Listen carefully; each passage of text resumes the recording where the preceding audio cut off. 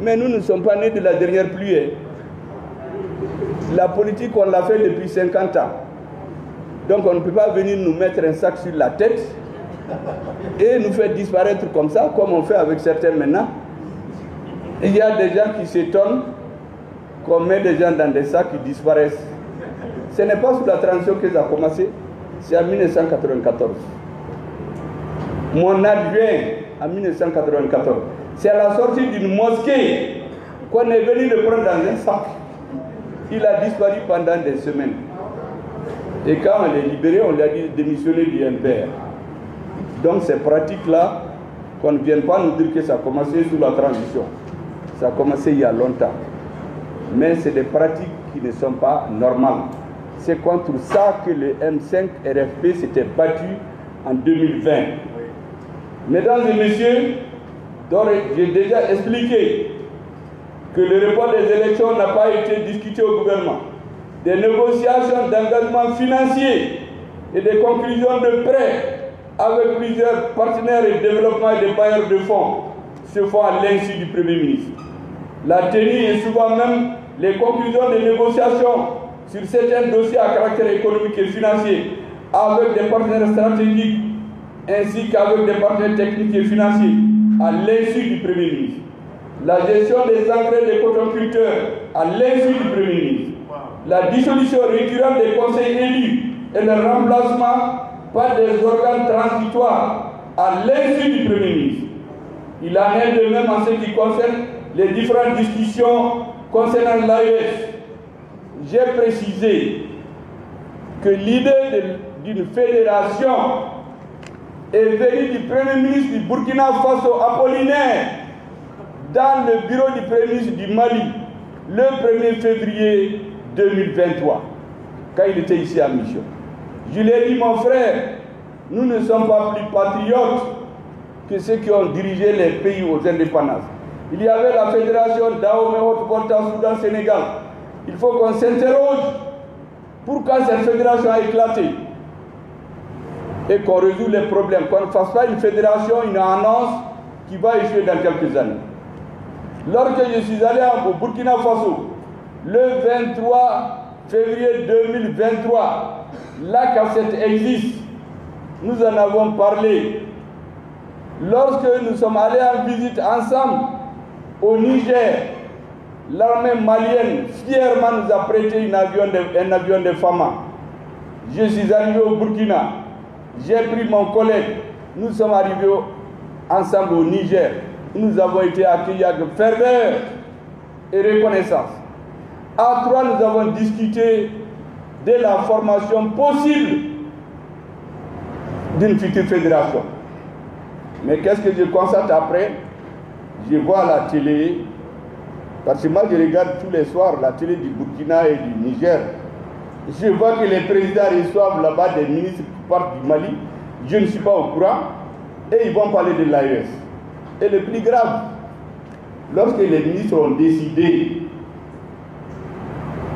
de faire plutôt une confédération qu'une fédération, c'est à quoi j'étais d'accord.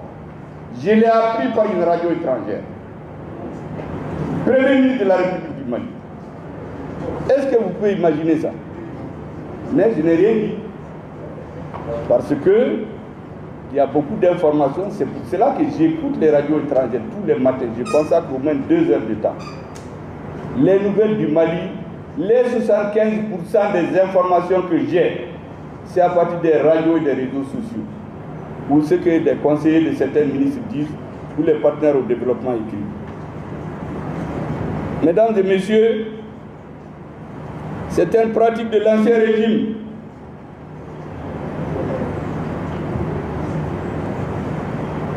Que le peuple malien a pourtant dénoncé pendant la lutte du M5 RFP et qui jure avec les intérêts supérieurs des Maliens se multiplient à travers des arrestations extrajudiciaires.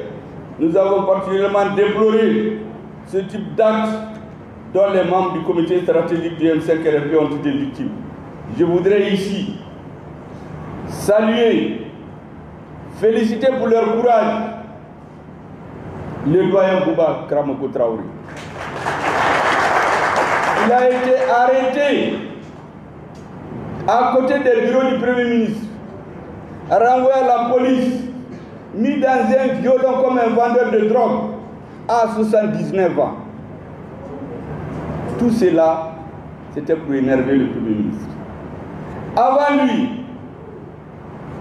des débats politiques sont normaux. Des camarades ont quitté le M5 RFP. Ils ont créé leur mouvement qu'ils appellent leur M5 RFP. Bon, je n'aime pas les qualificatifs, vous savez ce que j'ai dit il y a longtemps. Et il y a quelqu'un au M5, ils font des disputes entre eux, ce qui est normal en politique. Et brusquement, on prend Abdelkader Maïga, on le met en prison. Qu'il aurait manqué du respect ou atteint à la dignité d'un autre responsable de l'autre tendance. Mais en fait, c'est parce qu'Abdelkader avait la réputation d'être proche du Premier ministre. Mais ce que j'ai dit à beaucoup de monde, moi j'ai une façon de travailler qui n'est pas comme les autres. Hein. Les gens du MPR le savent. Les 95% des hommes et des femmes qui sont avec moi aujourd'hui, y compris beaucoup d'entre vous, n'ont rien à voir avec le MPR. C'est dans la lutte qu'on s'est connus. Bouba Karamoko, Traoré et Kader Maïga étaient dans EMK. Au début du M5 RFP, il ne se passait pas une réunion, on ne croisait pas le faire avec moi. Mais un jour, je l'ai déjà dit, nous sommes allés rencontrer l'ancien président. Et ce jour, j'ai rendu compte avec la verve nécessaire, la conviction requise, j'ai rendu compte des exigences du M5 RFP. Et j'ai donné les réponses attendues par le M5 RFP. Quand on est sorti, voici le Bouba Traoré qui m'invectivait toujours, qui me prend par la mimi d'abord, Bikonin Sonnier. Et quand je suis devenu Premier ministre, je l'ai immédiatement pris dans mon cabinet. J'ai dit, doyen, ton rôle c'est de coudre le tissu M5. Ceux qui sont fâchés là, qui critiquent le Premier ministre, qui tapent sur lui, va les voir. Je suis prêt à aller chez chacun d'entre eux discuter. Il en était très heureux. La suite, ça ne s'est pas tenu parce qu'on s'est mis à vilipender le Premier ministre dans les médias en disant qu'il a usurpé son poste. Alors que son poste est issu d'un débat d'une élection qui a duré 3 heures de temps. Sur 6 candidats, il a été retenu. Mais certains disent non, c'est un usurpateur. On ne le reconnaît pas. Kader, c'était la même chose. Au début, il disait, parce que j'avais un rôle qui n'était pas le leur. Mon rôle, c'était de maintenir la cohésion du M5 RFP. Parce que chaque tendance qui quitte, ça nous affaiblissait. Et eux, ils étaient remontés contre certaines intrigues. Donc Kader était tout le temps fâché. Ils ont commencé même à me soupçonner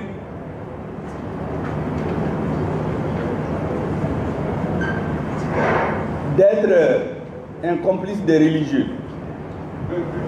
Un jour, je l'ai appelé chez moi. J'ai dit, Dogo, comme on dit en Soraï Kaino,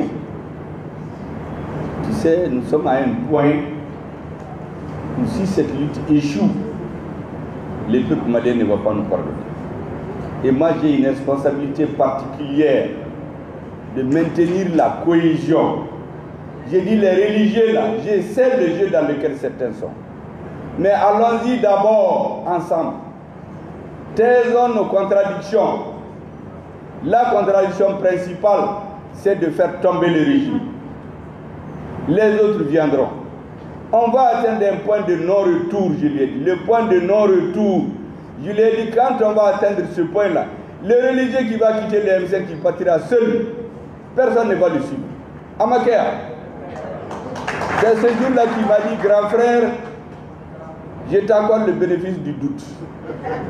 On va voir. Et c'est un homme qui est direct. Il ne cache pas ses sentiments. Il n'a pas froid aux yeux.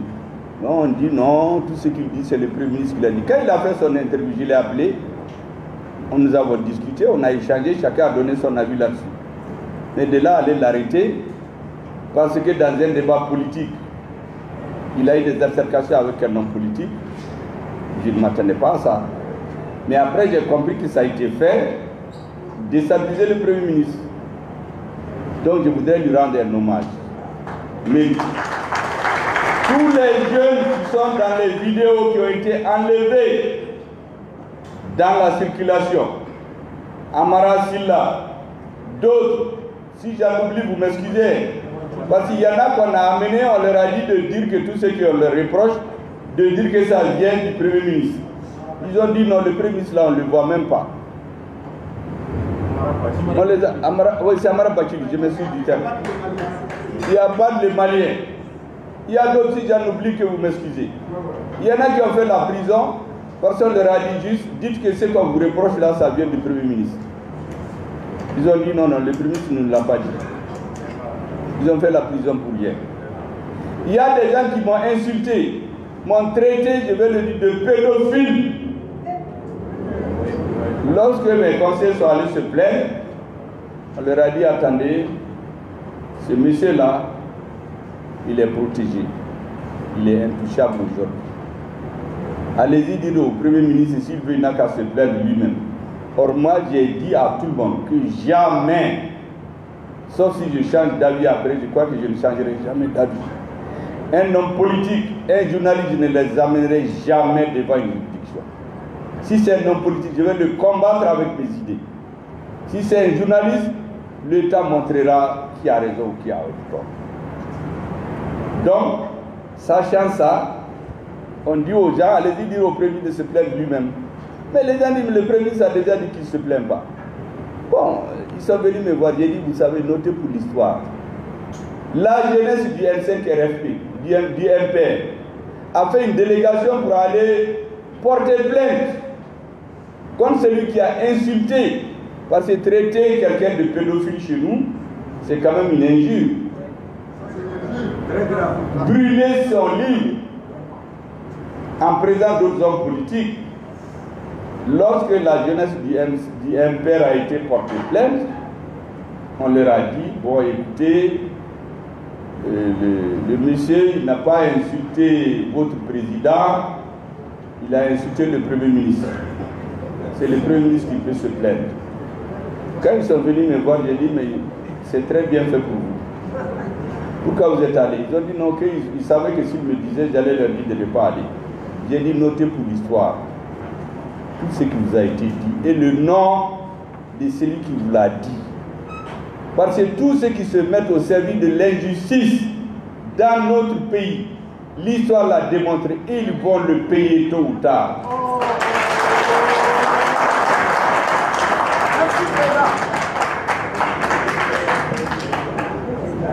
Je sais que tout pouvoir politique, quand il s'installe, il a besoin de la justice, il a besoin des forces armées de sécurité. Mais il y a des pays où j'ai vu le Premier ministre. J'ai vu des militaires dans son gouvernement, je lui ai demandé, on raconte beaucoup de choses. Il m'a dit, vous savez, lorsqu'un président civil a voulu utiliser les forces armées de sécurité pour battre les citoyens, c'est ce militaire qui lui a dit, épuisez vos débats politiques, n'utilisez pas l'armée. À cause de cela, on l'a expulsé du pays, on l'a envoyé très loin. Aujourd'hui, il est ministre. Un autre, on a voulu utiliser la gendarmerie pour manipuler l'opinion et mater, faire des morts. Le directeur général de la gendarmerie a dit attention, faites votre débat, ne mêlez pas les forces de sécurité là-dedans. On l'a expulsé, on l'a envoyé dans un autre pays comme ambassadeur. Il est ministre aujourd'hui. Ceux qui ont fait, qui ont maté, qui ont tué les gens, c'est lui qui les a poussés à le faire enfuir. Et ils sont là-bas. Donc c'est pour ça que je dis, tout homme politique, tout citoyen qui de sa position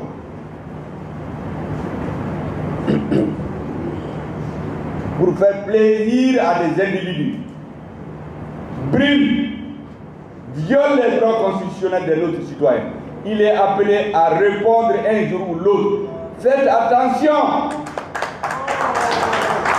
Faites attention. Votre sort ne dépend que de Dieu. Personne ne peut devenir autre chose que Dieu a voulu.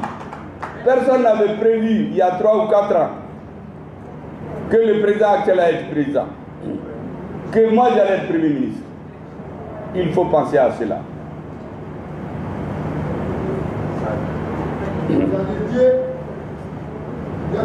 C'est pour cela que je dis, vous savez, quand j'ai vu que l'injustice commençait et ces dérives commençaient à prendre pied de jour en jour, j'ai dit souvent aux ministres, ils peuvent témoigner, ils m'écoutent. Il a dit, mesdames et messieurs, dans un pays, il y a Dieu, il y a le peuple et il y a les lois. Quand on n'est pas d'accord, les lois, on les change. On ne fait pas l'arbitraire. Ce n'est pas parce qu'on est dans des postes de responsabilité qu'on fait ce qu'on veut. Je l'ai dit plusieurs fois quand j'ai vu qu'il y a des ministres qui avaient commencé à faire du n'importe quoi. Parce que je vais vous dire, il y a certains qui ont dit que le Premier ministre là n'est rien. Et ça a été rapporté. Je les ai appelés, j'ai dit, il ne faut pas le dire. Parce que quand on est à un certain niveau de responsabilité, tout ce que vous faites, tout ce que vous dites est su par le peuple. Et c'est pour cela que j'ai dit à tout le monde, je me lance même un avertissement, un conseil de jeunes frères, de petits frères, d'amis, de retenir qu'il y a l'agenda des hommes et il y a l'agenda de Dieu. C'est l'agenda de Dieu qui va s'imposer. Ce n'est pas celui des hommes. Que tout le monde entende, ce n'est contre personne. C'est pour tout le monde. Et je dis au M5, ne cherchez jamais à humilier un citoyen. Ne mentez jamais. Respectez toujours le premier responsable. Vous pouvez le critiquer suivant la loi sans vous faire des injures. Ça, c'est ma position. Et donc, mesdames et messieurs, nous avons particulièrement déploré des types d'actes dont ont été victimes les membres du comité stratégique et ceux que je viens de citer. Il faut aussi souligner, pour le déplorer, le dénoncer, le condamner, le retour progressif de l'infiltration rampante de ceux qui avaient déclaré observer une position, disent-ils, neutre, ou de ceux qui avaient combattu ouvertement l'avènement du renouveau, et ça donne à un sabotage et à une déstructuration depuis l'intérieur du processus de la refondation, dans le but de mettre en cause l'esprit, la vision, les acquis du changement. Certains ne se cachent même plus ouvertement. Ils sont soutenus ouvertement par des responsables de la transition que nous connaissons, que vous connaissez. Il y a des gens qui sortent, qui traitent le Premier ministre de tous les noms d'Israël. Déjà, on a des vidéos qui, dans d'autres vidéos, insultaient la transition, disaient qu'elle devait tomber en 2021, en 2022, mais qui aujourd'hui sortent pour dire le contraire. Ils insultent. Il y en a même un qui a dit qu'il a donné des instructions pour qu'on installe des comités de son organisation sur l'ensemble du territoire national et à l'extérieur. Ces vidéos existent. Parce que tout ce que je dis là, c'est documenté. Hein. Moi, je ne vais pas faire la diffamation. Seulement, je mets les gens en garde et les conseils s'ils veulent. Mesdames et messieurs, plusieurs actes et comportements qui sont inimaginables pour le Malien lambda pendant cette transition, pourtant dédiés au changement, se découvrent et se manifestent de jour en jour. Et le M5 RFP n'y a jamais souscrit, ni dans vision, ni dans sa vision, ni dans son approche. Mesdames et messieurs, sur un tout autre plan, le dialogue intermalien est pertinent et louable. Au départ, c'est ce que nous avions imaginé, en ce qu'elle doit servir à élaborer une alternative à l'accord pour la paix et la réconciliation ici du processus d'Alger, en matière de paix, de réconciliation, même si certaines de ces recommandations phares ont donné l'impression Et aujourd'hui, j'en suis convaincu, parce que j'ai eu accès à certains documents, de me remettre en cause ou carrément de délégitimer les assises nationales de la refondation. Les tenants du régime défunt, après avoir combattu avec acharnement la tenue des assises, sont aujourd'hui, certains, c'est pas tout le monde, certains, sont recyclés et reviennent avec force par la fenêtre pour mieux s'aborder la suite du processus. Dans ses précédents communiqués, le M5 a attiré l'attention des Maliens sur ces différentes préoccupations et inquiétudes.